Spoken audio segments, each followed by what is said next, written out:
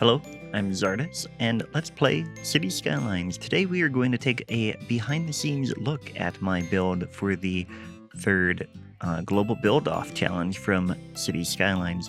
And if you are new to these happen maybe every 6 months or so, I think is how often they've taken place.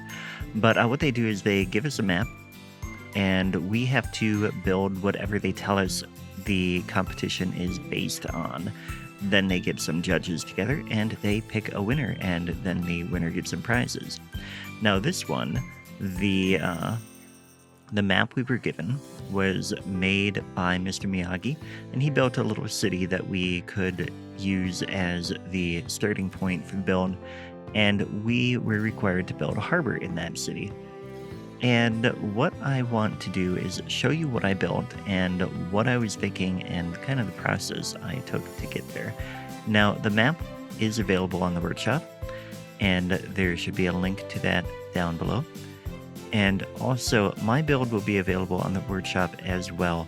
The link is down below for that too. And just note that it requires all of the DLCs, and it will require assets and mods as well. Now, to get them to work, what you should do is you should subscribe to the save game, and then in your content manager for the main menu, you can go to the save game file and hit subscribe to all, and then enable all, and that will get everything that you need for the save to load, and hopefully that will work. If it doesn't, well, I'm sorry, but I am not a troubleshooter and I don't know how to help you with that. But anyway, what you're going to see now is the initial map and kind of some of the early stuff that I did with it. And I should say that I'm recording this not having put together the video, so I don't really know exactly what you're seeing right now, but it should be kind of that initial map, and you can see kind of what I had available to me, and maybe even a little bit of what I started doing. But some of my inspiration for the build included the Portland, Maine area. I really liked the shipping wharfs in that area, and you should have a image up of that. But then I also liked in Boston, they have an airport out on a peninsula, and I thought that was a really cool thing to have in there that would kind of divide out these different bays, or coves, I should say. And then third, there was the Seattle, Washington area, or the Pacific Northwest. I really liked the private homes over on Mercer Island that had some of their own private piers, and then a big boat by them. And then also on San Juan Island, there is a marina that I've been to. I think it's called Roche Harbor. I kind of walked around there during a vacation once, and that is stuck in my mind as to what a little marina should look like, and that is kind of what I used for that. So now, initially, I had an idea of what I would do, and I'm going to try to bring up the screenshot for myself here, but you should have it up already, I hope, if I did this right. But you can see I divided it out, and I did this after I built the airport. I knew the airport was going to go on that peninsula in between, and that I wanted a transit hub there. Then I planned out, well, the industrial area. That makes sense that there would be shipping there, especially because there is rail there available. And then on the other side would have to be the fishing, or like on the peninsula would be primarily the fishing docks, and then I wanted a marina over by the Hamilton Village area, and then that high hills spot was going to be private homes and stuff like that. So that was the plan, and that's how it turned out. But I did end up spending a lot of time working on background stuff like the highway, the airport, the transit hub, that sort of stuff, which kind of made me feel time crunched. But then I kept going and I kept going. I had a lot of fun with this build, and I hope it shows. But after I got those things in place, then I worked on each area one at a time, and I just kind of worked on getting the main pieces in place.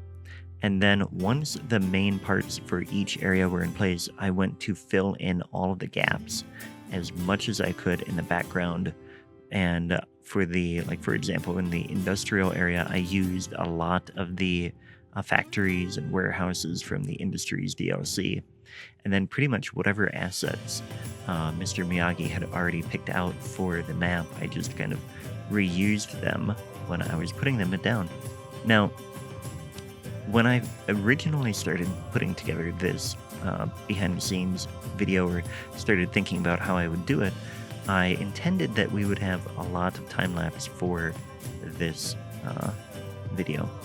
But as I was building, it got harder and harder to just keep doing time lapses. I needed to come in real quick and just do a little editing, and that's just how the time worked out in terms of this week for the build.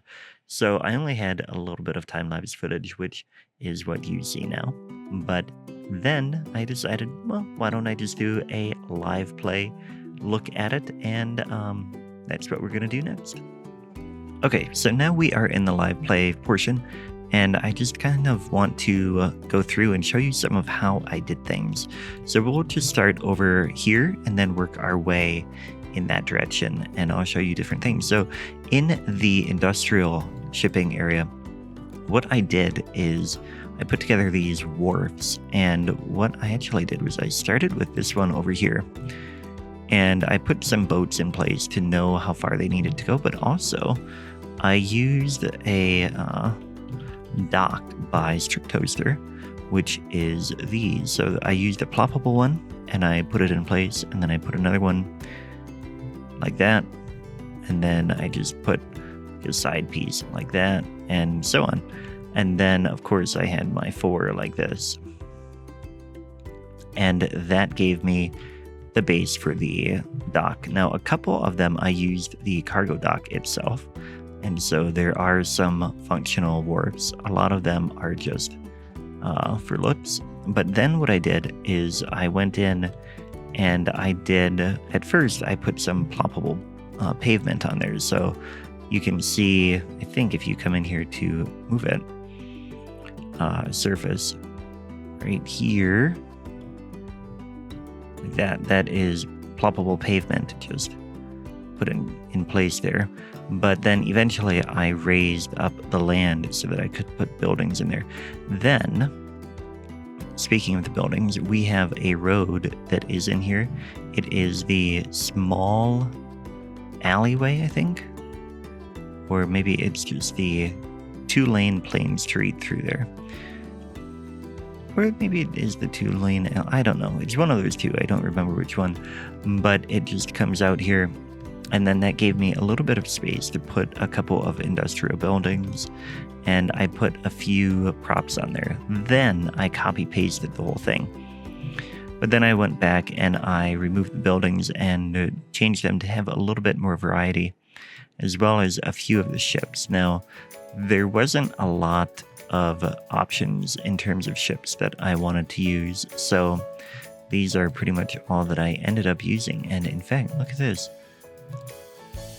I hope that wasn't visible in the video, but let's move this over so that we get some water through here. And maybe that'll work, maybe it won't. We'll see. But anyway, that is that area. Then in here, these are all industrial or Industries DLC buildings, or most of them are. A lot of them are also like assets from the workshop that have been modified, and this was pretty much just fill in the gap as much as I can. I would put down a factory and then put roads around it and figure out what I could put around it and stuff like that, and that just kind of filled it in. I did end up getting, you can see there's a couple of districts here. We have an ore, a wood, and a food area, and oil. So we have all 4 industries districts here, which just allowed me to get some of the processing buildings so I could get metals and stuff like that. So all of the factories are functional here, which is pretty good. Then I did I intended to have a rail yard here just for background stuff, but I didn't end up getting it built. So that was a little disappointing, but it is what it is. Then over here we have the shipyard building, so that is kind of functional too. Then here we have a cargo thing. This was actually original to the map. Mr. Miyagi put it here, and I thought it was a fine placement. So I left it there and then just added some containers over here. Then we have, this is what I envisioned as the like original harbor area. And it's probably been redesigned over the years into a more modern cruise hub and stuff like that. But they have the old Peabody Hotel here. They have an old TV station and just kind of older stuff here. Here's another old hotel and an old building there. Like kind of an old central part of town that had a harbor here originally. Then we have another hotel here right by the cruise area. And then that connects right over here to the transit hub. The transit hub, this is from the new Sunset Harbor DLC, as is this, the bus intercity bus hub. And so those two things formed a pretty big transit hub. We have trains coming in here. I don't have any actual train lines, so it should only be intercity trains coming in, which I don't know that we've had any, to be honest. I haven't really paid attention. But then we do have above ground metro coming through here. It comes out and all the way up there, and then it goes to surface level out to Madison, which is pretty cool. And then it goes underground this way out to the airport. And I tried to make the airport, again, it's all just for background stuff, but I did kind of design it in a way that we've got flowers here. It would feel a bit welcoming to anybody coming in. I just noticed I've got a couple kinks in the road here, but we'll just leave that. And then coming over here, we have the start of the fishing harbor area. And for the fishing harbor, I did something similar to what I did for the industrial thing, in that I built one of these sets and then I copy pasted them. So you can see it is a little bit repetitive, but it really filled the space. And that was what I was going for. I wanted a lot of space. And for whatever reason, this one floods more than any of the others. And so we always get these trucks here that are trying to vacuum up the water, which is kind of weird, but whatever. But what I ended up doing here is I put the fishing harbor building out this way. So that is from here, the fishing harbor. And I placed it like over here, and then I copied it with Move It to get it in this position. Then I used Move It to select the road that comes with it and delete that, so that I had two of these that didn't have overlapping roads, and I just built a road in between and then lowered it down there. Then I used the piers by Ronitz and lowered them down so that they would be closer to the boats, and I thought that made it look a little bit more realistic. I even put them over here, the little step where like stairs. So if we can see a boat come in here, we just missed that one. Here comes one. You can see that when it's now it's gone. I shouldn't have unpaused it.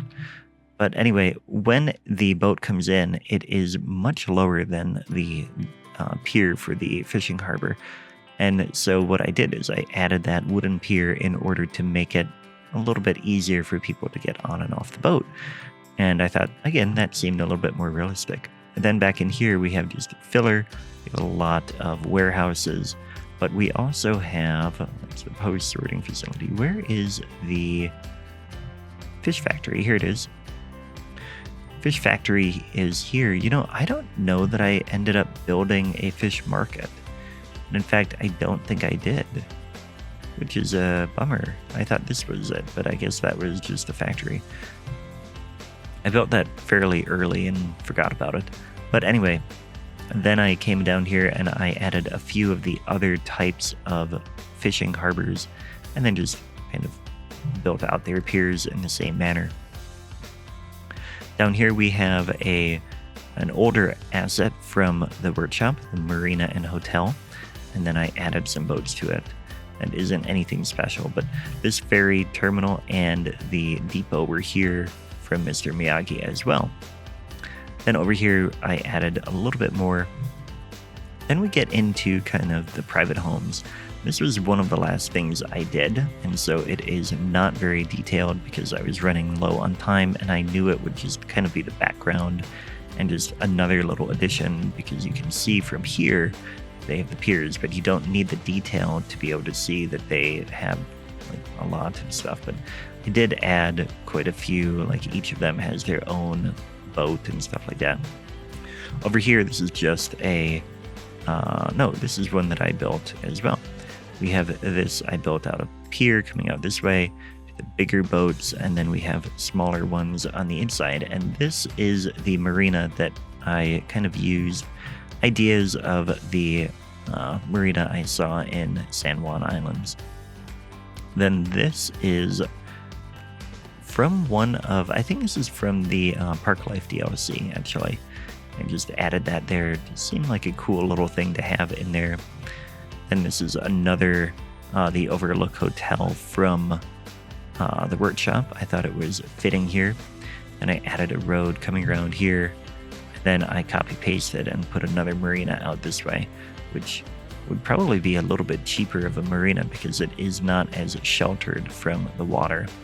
Which, speaking of the water, one thing I wanted to note is that you can see these boats are all floating, but they're not bouncing a lot in the waves. Whereas if we come out here, I have some boats out here, and they are moving quite a bit more in the waves. That's because the water is deeper out here. One way that the game works, I'll show you here. If we come like this one is at 70 meters. This is at 75, so this is shallower. The shallower the water, the lower the waves are. So if you want your harbor to look good and be like a calm water area, you want to have as little or like as shallow as possible, just to make it be much smoother. And that is one thing that I did in here. So then for the breakwaters, what I did out here is I added,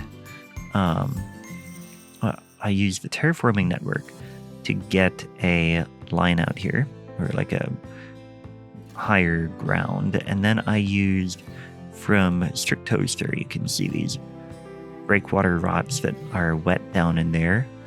They're kind of the smaller ones. And then there was somebody who I had made I used an asset originally made by someone named Owl of the surface rocks. And then at some point I updated them to be a little more water friendly.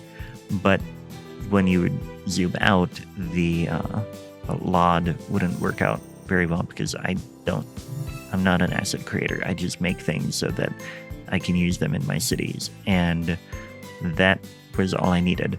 But somebody else went in recently and did it in a way that now it has a very nice LOD, so you can zoom out and see, and it looks pretty good.